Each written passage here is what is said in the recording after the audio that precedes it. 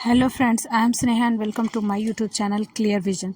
तो चलिए, आज हमारा थंबनेल में ही है कि अगर ऐसे वोलेटाइल मार्केट सिचुएशन में अगर हम कहीं इन्वेस्ट करना चाह रहे हैं तो हम कहाँ इन्वेस्ट करें ताकि हमें लॉन्ग टर्म में और शॉर्ट टर्म दोनों के लिए हमारे फ़ायदेमंद साबित हो। तो उसमें हमारे पास दो ऑप्शन है यहाँ पे। एक इंडेक्स फंड में हम इन्वेस्ट कर सकते हैं अगर हमें वॉलेटिलिटी से बचना हो, और दूसरा पीपीएफ में।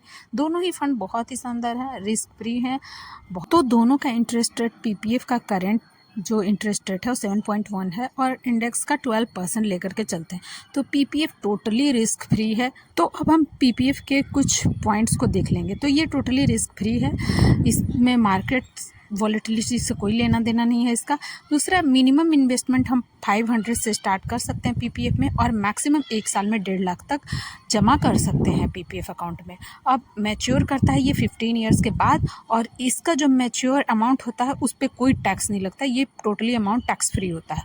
तो हम पीपीएफ के बारे में हम देख लिए, यहाँ पे कुछ समझ लिए। अब हम दूसरा जो है आगे बढ़ेंगे, उससे पहले आप लोगों से छोटा सा रिक्वेस्ट है कि चैनल पर नया है तो चैनल को सब्सक्राइब कर ले और लाइक कर ले और ज़्यादा से ज़्यादा शेयर कर ले।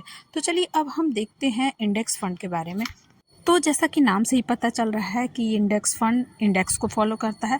इसका लॉक इन पीरियड नहीं होता। हाँ, ईएलएस फंड का लॉक इन पीरियड होता है 3 साल का, और इसमें थोड़ा रिस्क होता है एज़ कम्पेयर टू पीपीएफ। ये भी मार्केट पे डिपेंड करता है, बट अदर म्यूचुअल फंड के हिसाब से ये इंडेक्स फंड कम वोलाटाइल होता है। और यहाँ पे एक्सपेंस रेशियो थोड़ा होता है, ज़्यादा नहीं होता, और टैक्स फ्री ये फंड नहीं होता है। यानी कि म्यूचुअल फंड से ये सेफ़ होता है, बट पीपीएफ से थोड़ा सा जो है वो वोलेटाइल होता है अगर कंपेयर करें तो। अब हम चलिए इसमें कुछ एग्जांपल ले लें। तो हम यहाँ कुछ इंडेक्स फंड का एग्जांपल के लिए लिए हैं। हालांकि मेरी तरफ से रिकमेंडेशन बिल्कुल भी नहीं है इन सब फंड का, ये वीडियो सिर्फ लर्निंग पर्पस से बनाया गया है। तो इसमें इंडेक्स फंड का एग्जांपल में हम 2 फंड दिए हैं, एचडीएफसी निफ्टी 50 इंडेक्स फंड और दूसरा Motilal Oswal Nifty 50 index fund.